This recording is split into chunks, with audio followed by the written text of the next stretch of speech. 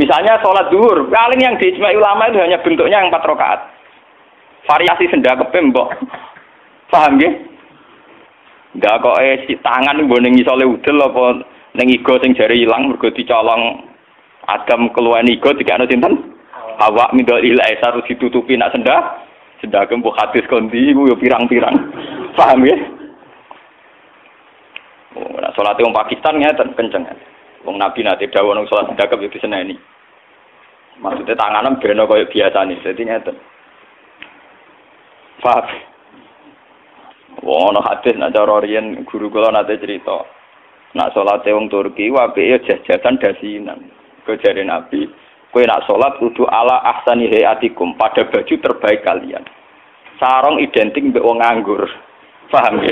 Berarti kena sholat sarungan, berarti sowan pangeran dengan pakaian pengangguran. Paham ya? Mereka sarung itu gue kemulan, gue nyolong pelem. Paham ya? Gue tabok dadu. Makanya orang Turki itu meyakini sholat yang baik itu pakai baju kehormatan. Iku sing gue sowan presiden gubernur. Dulu teng Mesir, tenggene Turki. Wong sholat mesti dadinan celananan. Paham ya? Karena Nabi hanya pakai aturan umum ala ahsani napa hayatikum. Sehingga pernah ada ulama hadis besar di Al-Azhar itu khutbah dia dasinan tidak pakai peci. Ditanya itu tidak pakaian mainstream yang di Mesir, ulama Mesir. Dia bilang ini ahsani hayatikum, ini keadaan terbaik saya. Paham? Jadi kalau pakai ukuran itu tentu kita sholat pakai sarung identik dengan pakaian istirahat. Kemulan. Menan awong kota yang biasa celananan nganggo sarung bedak ning jeding. Bedak ning kamar napa? Mandi. Tentu itu pelecehan. Nganggo teori ini. Dan itu banyak ulama yang anti, betul banyak. Kalau sampean di Turki, di Pakistan, di daerah-daerah yang meyakini itu pakaian pengangguran, itu kriminal betul. Karena siarnya begitu, nggih, tradisi siarnya begitu. Tapi kalau di Indonesia, untuk daerah tertentu juga ada semua Indonesia. Sarung itu identik dengan pakaiannya santri. Ya sudah kita sarungan ala santri. Tapi coba kalau di Malaysia, kayak Mahathir Muhammad, dia pakai celana, sarungnya disampingkan. Dan itu ala ahsani apa? Hayatikum. Tapi di Indonesia sama tak gitu, ketoprak tapi. Nah ini contoh. Lah yang kayak begini tidak mungkin masuk kategori wajib taat karena variannya tidak ijma gitu loh maksudnya. Saya itu paham ya? Nggak mungkin kita taat sama guru, sama penguasa yang variannya begini. Karena tidak pada level nopo ijma. Paham ya? Mulane kula nu tak ngiling-ngilingan, kula ngertakoki santri kula, nak salat cepet. Ya sing wajib pokoke rukuk iku bikadri subhanallah terus sujud. Pokoke sing ijma-ijma tok kula niku pokoke standar-standar sing cepet. Kula ngiling-ngilingan sunah Nabi mesti tok. Kula sering labenan putih niku tok, ngiling-ngilingan sunah Nabi. Mereka kalau cobaan gak mungkin. Daripada orang blas, wah giling-gilingan Nabi seneng pakaian putih, kalau seneng putih, kalau seneng giling-gilingan. Kalau paling rasa seneng lebih badai jujur. Kalau Nabi paling rasa seneng lebih sing corak ruwet. Mereka Nabi nanti diadai badai itu menolak, karena coraknya kenapa keruwetan. Jadi taubun lahu a'lamu cara Indonesia kenapa badai. Karena itu untuk zina. Biasanya kalau dalam tradisi Islam yang untuk zina itu perempuan, apa? Perempuan. Makanya desain klambi takwa itu tidak ada yang badai. Karena memang kalau yang kaitan takwa itu identik dengan polos. Niki cerita sunnah loh guys. Artinya tidak ada yang saya kritik biasa. Apa standar. Nah ini cerita ala ahsani apa? Hati. Ala ahsani hati. Tapi yang menjadi masalah, kalau nanti diskusi kiai. Tapi masalahnya ini loh, kelambine wong Indonesia paling damai kehormatan itu badai. Makanya banyak kiai-kiai yang sholat Jumatan malah milih nganggo badai. Alasannya Jumatan disunatkan pakai putih, kalau tidak baju terbaik. Nah kadang badai itu menempati kasta terbaik. Tapi sebetulnya itu keruwetan. Masalahnya itu ada variannya itu, varian coraknya itu, yang lahu a'lam, yang variannya apa? Dikeruwetan, apa? Keruwetan. Tapi apa-apa, tiga ya apa-apa. Penting ra udah. Lah yang kayak begini itu tidak mungkin menemukan format ijma, sehingga tidak mungkin kita wajib toh. Ini catat ya. Tidak mungkin kita wajib nopo.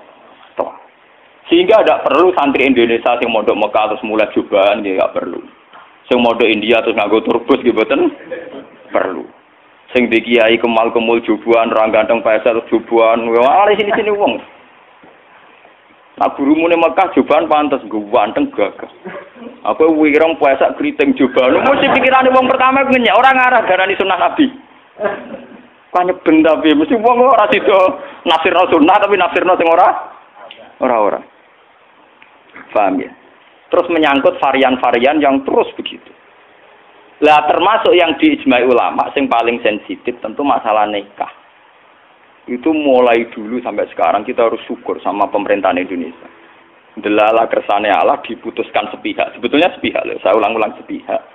Format nikah di Indonesia ngikuti mazhab Syafi'i, yaitu harus ada wali atau pengganti wali. Dan dua saksi. Itu berkah betul bagi Indonesia. Delala mulai pemerintahan Belanda. Karena zaman Belanda sendiri itu urusan nikah, tolak, waris, sama wakaf itu juga sudah diserahkan ulama-ulama Islam itu mulai zaman Belanda sampai sekarang. Karena nikah itu yang ila darajatil ijma itu hanya berapa? Jika ada varian-varian mazhab kayak Dawud Az-Zahiri, di Syiah sendiri ada mut'ah. Terus di Indonesia sendiri saatnya ngomong sing wis ra kuat ngebet terus akhirnya nganggo khilah-khilah mut'ah. Dasar ngajine Dawud Az-Zahiri khilah-khilah dhewe. Termasuk dia nanti ono kiai terkenal gegere ra karuan perkara mut'ah ambek janda populer. Itu memang repot. Tapi apapun repotnya itu tidak boleh divonis zina. Apapun repotnya, sampai jangan pernah menvonis itu zina. Ya kalau tidak cocok, tapi jangan pernah menvonis itu zina. Karena aturan main dalam vonis, dalam sanksi itu ngendikane Nabi idraul hudud bisyubuhat. Fa innal imama la ayyukhti afil afwi khairun min ayyukhti afil uqubah. Coba cari jalan terbaik yang paling bisa ditahmilkan, bisa dimumungkan. Karena seorang imam salah dalam mengampuni itu masih baik daripada salah dalam membuat hukuman. Salahnya pura itu cek bener. Wes salah tangkap itu ngeri, paham ya? Nak salahnya pura orang arah masalah. Pulau balen. Jadi kalau masalah-masalah sing ila darajatil ijma, tentu ulama wajib diikuti. Dan menyangkut sholat yang ila darajatil ijma itu bisa dihitung. Paling itu tadi bentuk subuh 2 rakaat itu ijma. Kunute wis ora ijma. Kunute pun mboten apa? Ijma. Bismillah mboten ijma. Sampeyan sholat nang Masjid Mekah ning haram ora ngarang wong maca napa? Bismillah. Jare wong Syafi'i ta ora maca bismillah. Terus kota KBIH itu pinter. Oleh ngrayu jamaah iku maca lon-lon. Kok karo mati speaker ana lon-lon. Mereka ngomong sapi sing fanatik kita kok tenan, sah napa boten Gus? Wong Fatihah kok boten maca napa? Bismillah. Itu kata kabeh iku maca tapi apa? Lon. Kok anti speaker rasa ana ayo krungu. Lah jamaah ya goblok nggih pun nak ngoten. Dari dulu kalau bismillah itu memang masalah. Nggih, boleh riyen memang napa?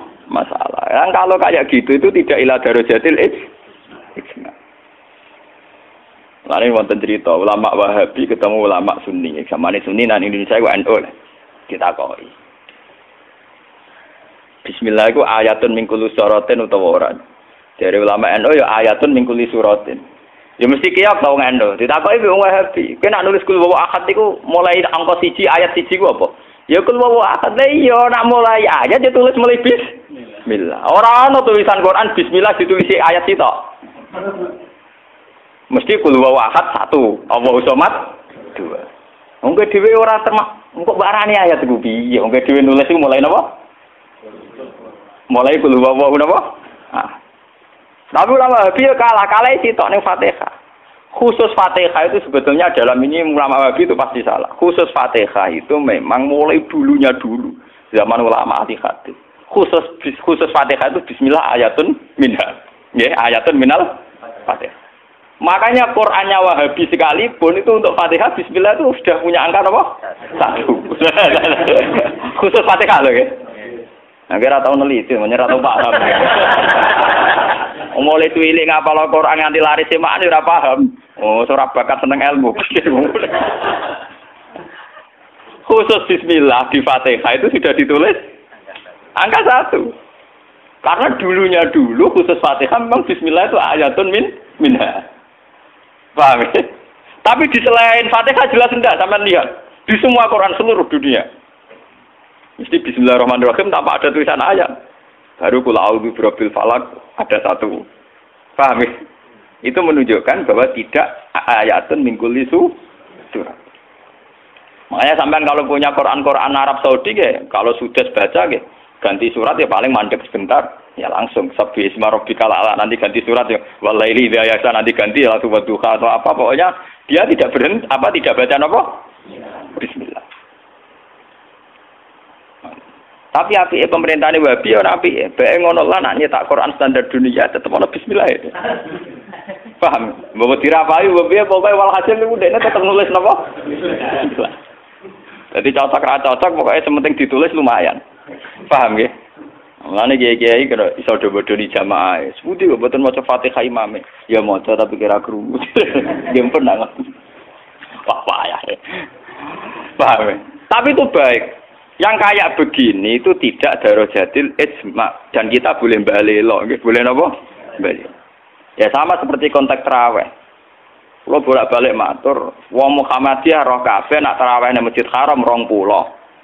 Taslimatun min kulli rak'atain. Tetep balelo 8. Paham iki balelo napa? 8. Wong NU ya roh kabeh nek nang Mekah Madinah ora ono kunut. Tetepe balelo napa? Kunut. Paham. Paham iki? Di Muhammadiyah balelo ning tarawih, NU balelo ning kunut. Itu sah secara ilmiah karena tidak darajatil ijma. Ya sah itu secara ilmiah napa?